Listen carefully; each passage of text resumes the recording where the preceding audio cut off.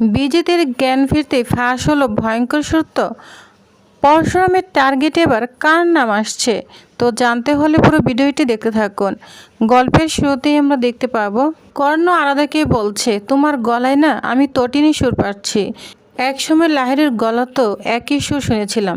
তখনই আরাধা রাগান্বিত হয়ে যায়, বলছে শুনবিনি তো, কারণ তটিনী গাঙ্গুলি আমার সম্পর্কে দিদি হয়। একই রক্ত বইছে আমাদের শরীরে, আর আমার শাশুড়ি মাও একই সময় আমাদের দলই ছিলেন, কিন্তু পরে উনি দল বদলে গিয়েছেন, নিজের সুবিধার জন্য অন্যের সঙ্গে আপোষ করে নিলেন। তখন কর্ণ বলে, এসব ভাষণ শোনার কোনো ইচ্ছা আমার নেই, বুঝতে পেরেছ? ফোনটা রাখো এবার। আর একটা কথা শোনো, তুমি আমার ছেলের ভালোবাসা, আমার সুখী পরিবারের একজন সদস্য।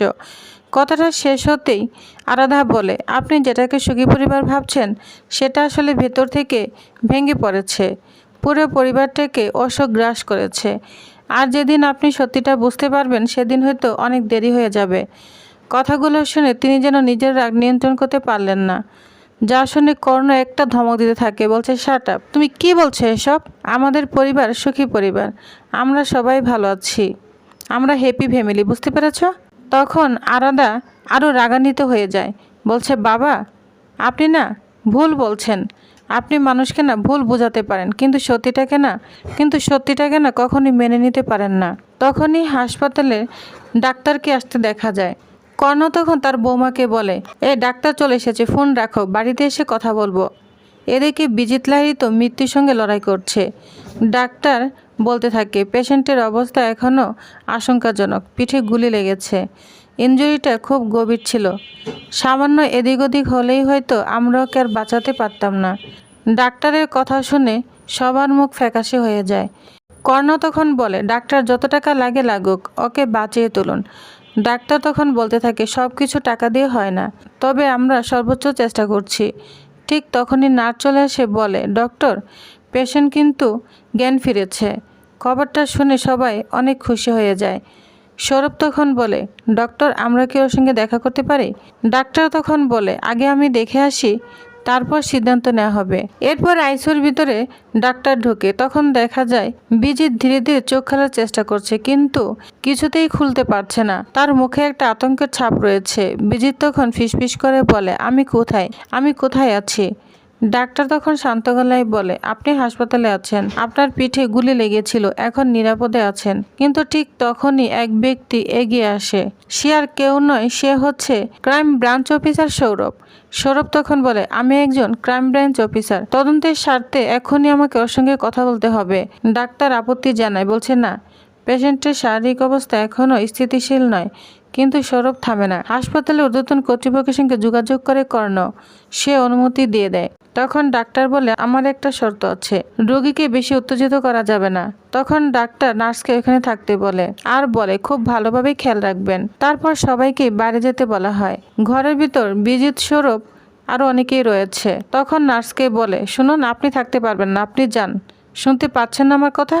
এখনই চলে যান। তখন নার্স চলে যায়। এদিকে সৌরভ তো কথা বলানোর চেষ্টা করছে বিজিতকে, কিন্তু বিজিত শুনেও যেন শুনতে পাচ্ছে না। অনেক কষ্টে শুধু মাথা নাড়তে থাকে, তার শ্বাস যেন ভারী হয়ে উঠেছে। সৌরভ আবারও জিজ্ঞাসা করে, বলো, কে তোমাকে গুলি করেছে? কয়েক সেকেন্ড নীরবতা, তারপর বিজিত ঠোঁট নাড়ে, কিন্তু কথা দিয়ে কোনো আওয়াজ বের হচ্ছে না। সৌরভ কিছুই বুঝতে পারে না, তাকে বারবার শুধু প্রশ্ন করতে থাকে। এদিকে কর্ণ তাকে বড় বড় প্রশ্ন করতে থাকে আর বলতে থাকে, স্পিক আউট বিজিত, বলো কে ছিল?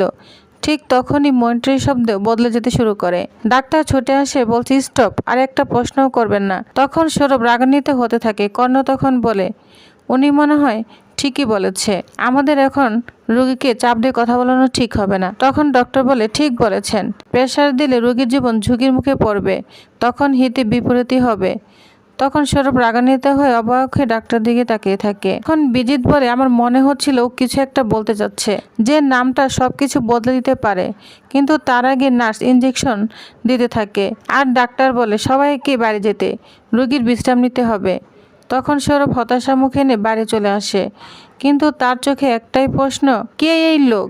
কে ছদ্মবেশে এসেছিল ওকে মারতে, এটা আমাকে জানতেই হবে। তখন সৌরভের সহকারী অতনুকে বলে সেখানেই থাকবে, ওর পুরো জ্ঞান ফিরলে আমাকে জানাবে। অতনু তখন বলে ঠিক আছে। সৌরভ তখন ধীরে ধীরে বলতে থাকে আসল খেলাটা কে খেলছে সেটা জানতেই হবে, কারণ আমার মনে হচ্ছে আমরা যে সত্যিটা দেখছি আসল সত্যি তার থেকে অনেক ভয়ঙ্কর। আর ঠিক সেই মুহূর্তে হাসপাতালের করিডোরে দাঁড়িয়ে থাকা প্রত্যেকের মনে একটাই প্রশ্ন ঘুরপাক খেতে থাকে।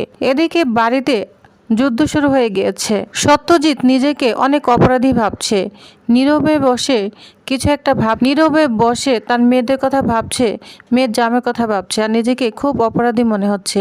তখন এইখানে দীপালি চলে আসে, বলছে কি ব্যাপার, তোমার শরীর খারাপ করছে? তখন বলে না।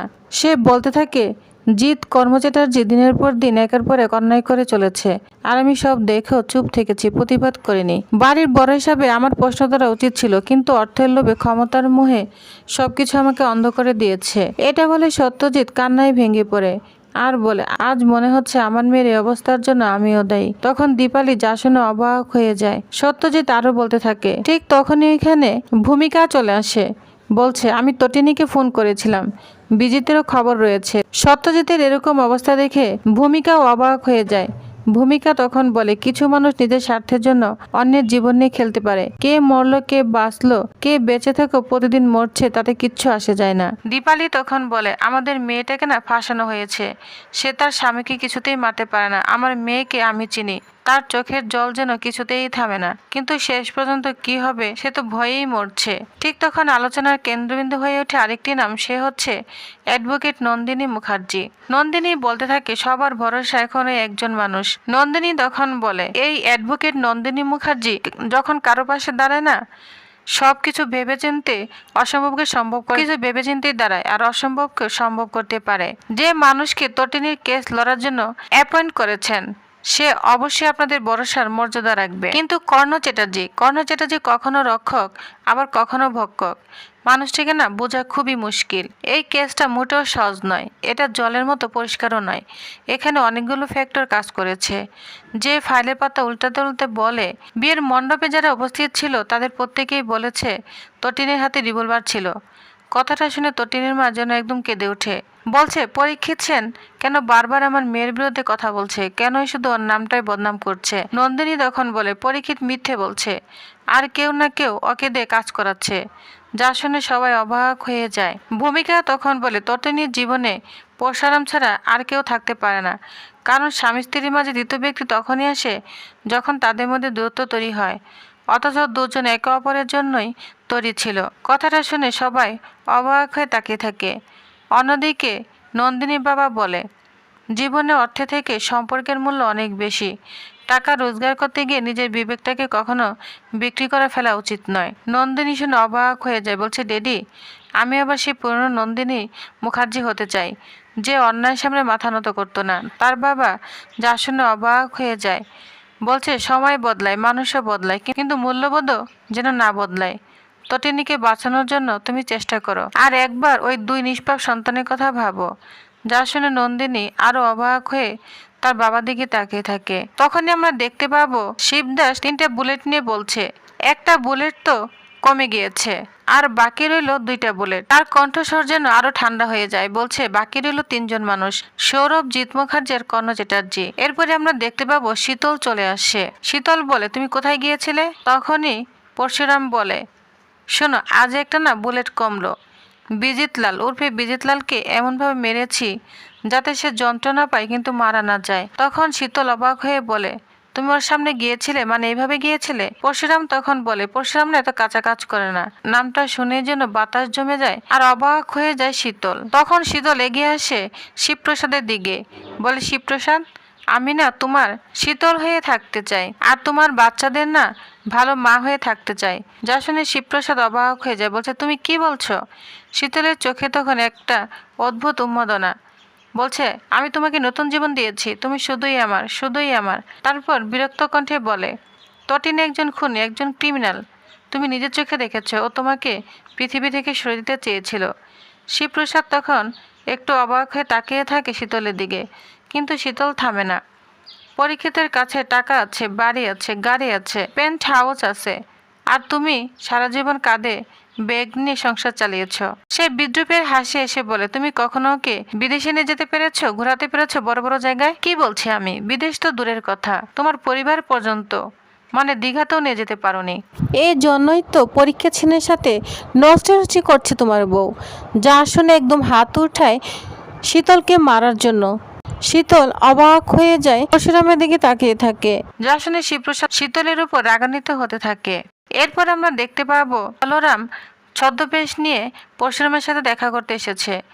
বলছে, বিশেষত জানা গিয়েছে পরীক্ষিত সেন কর্ণ চ্যাটার্জির কোম্পানির শেয়ার হোল্ডার। যা শুনে অবাক হয়ে যায় পরশুরাম। বলে, শোনো শোনো বন্ধু, এবার না আসল খেলাটা শুরু হবে। এবার মুখ্যম চাল দেওয়ার সময় চলে এসেছে। ঠিক সেই মুহূর্তে আমরা দেখতে পাবো ওই দিক দিয়ে তটিনী যাচ্ছে। বলরাম বলে ওঠে, তটিনী।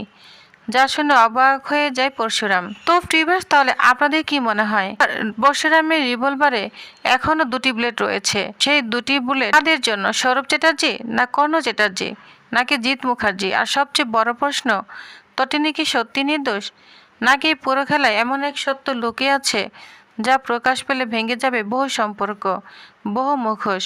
সেই উত্তর লুকিয়ে আছে আগামী দিনের অপেক্ষায়। কারণ যুদ্ধ এখনো শেষ হয়নি, বরং এখনই শুরু হলো পরশুরামের আসল খেলা।